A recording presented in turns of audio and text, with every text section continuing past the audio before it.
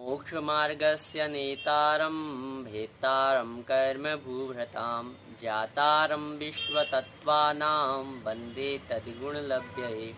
बोले पंच परमेष्ठी भगवान की जय। शांति विधाता श्री हजात शांतिनाथ भगवान की जय। द्वादशांग जिनवाणी माता की जय। ग्रंथादिदासी तत्वाद सूत्र जी की जय। आचार्य श्री उमा स्वामी जी महाराज की जय। आचार्य श्री विद्यासागर जी महाराज की जय। पूज्य मुनिपुंगव श्री स्वधा सागर जी महाराज की जय। अढ़ाई द्वीपस्थ समस्त महामिराजों की जय। कल हमने 5 भाव जो जीव के असाधारण भाव हैं उन 5 भावों को समझा। असाधारण से तात्पर्य है जो साधारण नहीं है, अर्थात देखें जो भाव दूसरे के नहीं हो सकते, जो भाव उसके निजी भाव हैं वह असाधारण भाव कहलाते हैं। तो जीव के 5 असाधारण भावों को हमने देखा, उनमें से उनके भेदों को जाना और उनमें से भी 3 भावों के कौन कौन से भेद हैं यह कल समझा। आज चौथा भाव औदैहिक भाव के भेदों को हम जानते हैं। सूत्र उच्चारित करें। गति कषाय लिंग मिथ्या दर्शना ज्ञाना संहिता सिद्ध लेश्या चतुश्चतुस्त्रय कई कई कई षड्भेदा। पदच्छेद देखें। गति, कषाय, लिंग, मिथ्या दर्शन, अज्ञान, असंयत, असिद्ध लेस्याः, चतुः चतुः त्रय एक एक एक एक षड्भेदाः। अर्थ होगा गति कषाय लिंग मिथ्या दर्शना ज्ञाना संहिता सिद्ध लेश्याः।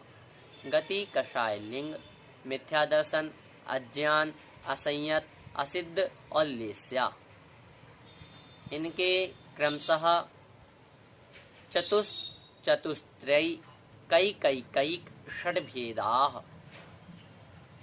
4 4 3 1 1 1 1 और 6 भेद हैं। किस प्रकार से? तो 4 गति, 4 कषाय, 3 लिंग, 1 मिथ्या दर्शन, 1 अज्ञान, 1 असंयत, 1 असिद्ध और 6 लेश्या। इस प्रकार से इसके कुल 21 भेद हैं।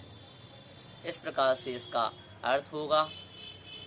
यहाँ जो क्रमशः जो लगाया यथाक्रमम शब्द से इसका अर्थ निकलेगा, तो जो यथाक्रमम शब्द है वह पूर्व सूत्र से इसकी अनुवृत्ति की गई है। 4 गति कौन सी हैं? तो नरक गति, त्रियंच गति, मनुष्य गति और देव गति। यह 4 गति हैं।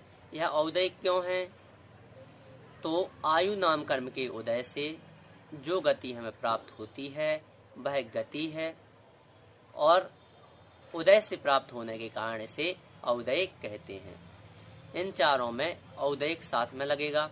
जिस प्रकार से औपसमिक के साथ औपसमिक के 2 भेद थे, सम्यक्त और चारित्र, वहाँ औपसमिक सम्यक्त और औपसमिक चारित्र लगा था। ऐसे ही छायक में भी छायक ज्ञान दर्शन आदि लगे थे।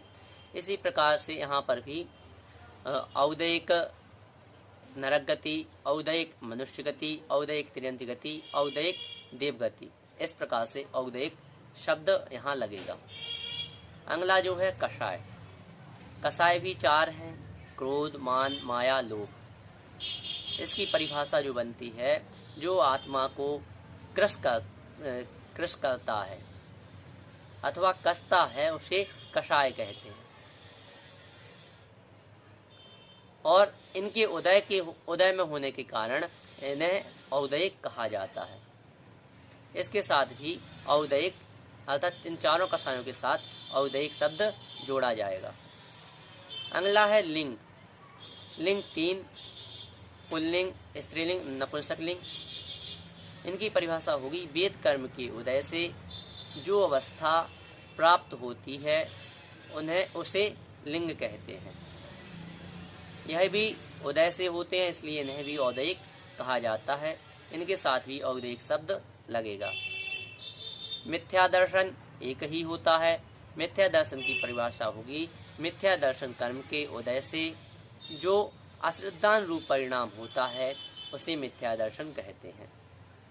यह भी उदय से होता है, इसलिए यह भी औदयिक कहलाता है। इसमें भी औदयिक शब्द जुड़ेगा, औदयिक मिथ्या दर्शन। अब है अज्ञान। अज्ञान की परिभाषा होगी जो कर्म ज्ञान नहीं होने देता अथवा जिससे ज्ञान नहीं हो पाता है, ऐसा अज्ञान कहलाता है। और यह ज्ञानावर्णी कर्म के उदय से होता है, इसलिए उदय से होने कारण यह भी औदयिक है। यह हुआ औदयिक अज्ञान। अब है असंयत।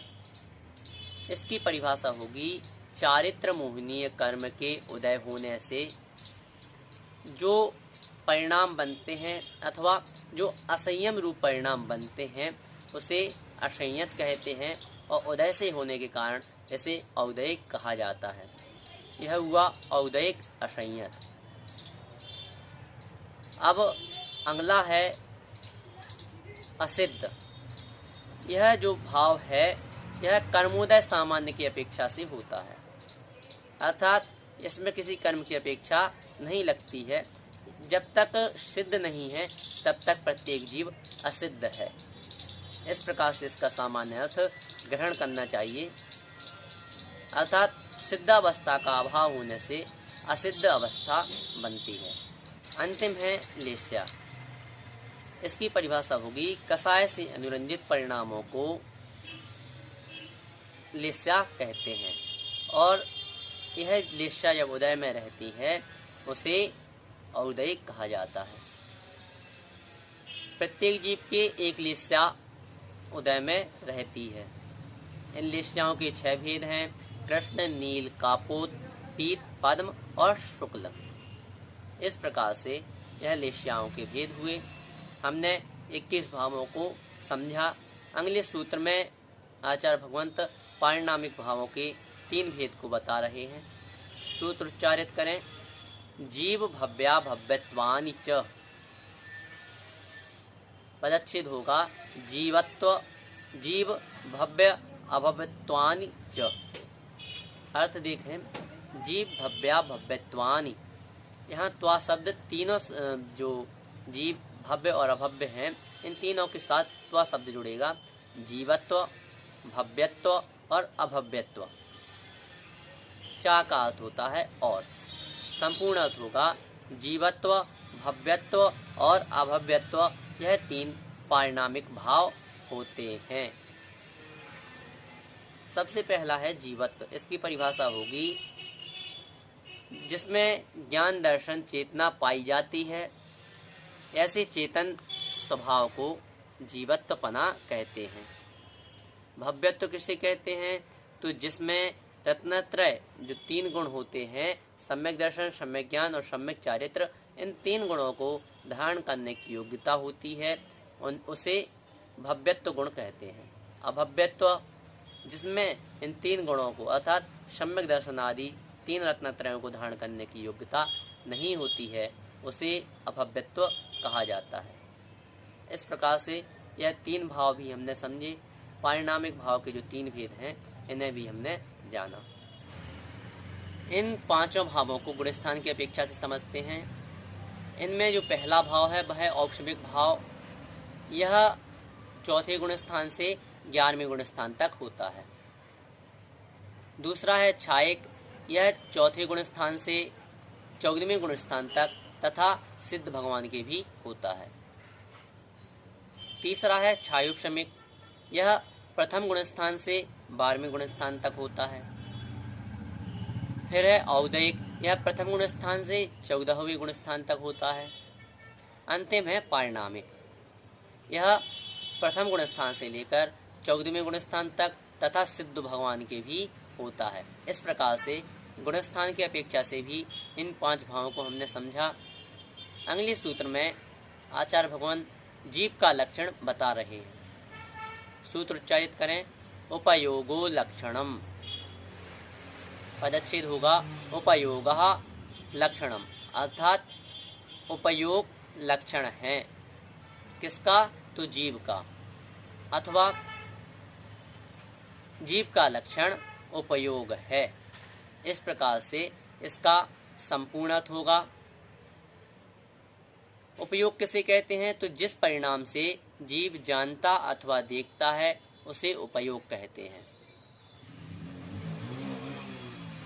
उपयोग गुण है, आत्मा गुणी है, इस कारण से इन दोनों में गुण गुणी संबंध परस्पर में होता है। अगले सूत्र में आचार्य भगवंत इनके ही अर्थात उपयोग के भेदों को बता रहे हैं। सूत्र उच्चारित करें। सा द्विविधोश्च चतुर्भेदः। पदच्छेद देखें। सा द्विविधा अष्ट चतुर्भेदः। इस प्रकार से इसका पदच्छेद होगा। अर्थ देखें। सा अर्थात वह, वह का अर्थ यहाँ उपयोग को ग्रहण करना है। वह उपयोग द्विविधा अर्थात दो प्रकार का है। कौन कौन से दो प्रकार का है? तो ज्ञानोपयोग और दूसरा दर्शनोपयोग। अष्ट चतुर्भेदः, और उनमें भी अष्ट अर्थात 8 और चतुर अर्थात 4, भेदः अर्थात भेद हैं। अर्थात ज्ञानोपयोग के 8 और दर्शनोपयोग के 4 भेद होते हैं। इस प्रकार से इस सूत्र का अर्थ हुआ। अब ज्ञानोपयोग 8 होते हैं तो वह कौन से हैं? तो 5 जो ज्ञान हमने पढ़े हैं, मति ज्ञान, श्रुत ज्ञान, अवधि ज्ञान, मनः पर्याय ज्ञान और केवल ज्ञान, और 3 अज्ञान, मत्य ज्ञान, श्रुताज्ञान और विभंगावधि ज्ञान। यह 8 उपयोग के भेद हैं, ज्ञानोपयोग के भेद हैं। दूसरा है दर्शनोपयोग। दर्शनोपयोग के 4 जो भेद हैं वह हैं चक्षु दर्शन, अचक्षु दर्शन, अवधि दर्शन और केवल दर्शन। इस प्रकार दर्शनोपयोग के 4 भेद होते हैं। अब आचार्य भगवंत अगले सूत्र में जीव के भेदों को बता रहे हैं। सूत्र उच्चारित करें। संसारिणो मुक्ताश्च। पदच्छेद देखें। संसारिणः मुक्ताः च। अर्थ होगा संसारिणः अर्थात संसारी, च अर्थात और, मुक्ताः अर्थात मुक्त। संपूर्ण अर्थ होगा संसारी और मुक्त, यह 2 भेद जीव के हैं। संसार किसे कहते हैं? तो जिसमें जीव संसरण करता है। संसरण का अर्थ होता है भ्रमण। तो जिसमें जीव भ्रमण करता रहता है उसे संसार कहते हैं। संसारी जीव किसे कहते हैं? तो जो संसार में निवास करता है, जो संसार में रहता है, वह संसारी जीव है। इस प्रकार से संसारी जीव हुआ। मुक्त किसे कहते हैं? तो जो भ्रमण नहीं करता है, जो संसरण नहीं करता है, वह मुक्त है। मुक्त जीव कौन है? तो जो 8 कर्मों से रहित हो चुके हैं, 8 गुणों से सहित हो चुके हैं, वह मुक्त कहलाते हैं। इस प्रकार से इस सूत्र का भी अर्थ हमने समझा। आज हमने 5 सूत्रों को पढ़ा। गति कषाय लिंग, मिथ्या दर्शना, ज्ञाना संहिता, सिद्धलेस्या, चतुश्चतुस्त्रयी कैकैकैक षड्भेदाः, जीव भव्या भव्यत्वानि च, उपयोगो लक्षणम, सद्विविधोश्च चतुर्भेदः, संसारिणो मुक्ताश्च। इस प्रकार से 5 सूत्र हमने समझे, इनका अर्थ समझा। इनमें जो भी आपकी जिज्ञासा है वह आप हमें भेज सकते हैं। आप हमें YouTube चैनल पर भी कमेंट के माध्यम से बता सकते हैं, अथवा हमारे व्हाट्सएप नंबर पर भी आप हमें जिज्ञासाएं भेज सकते हैं। जय हिंद।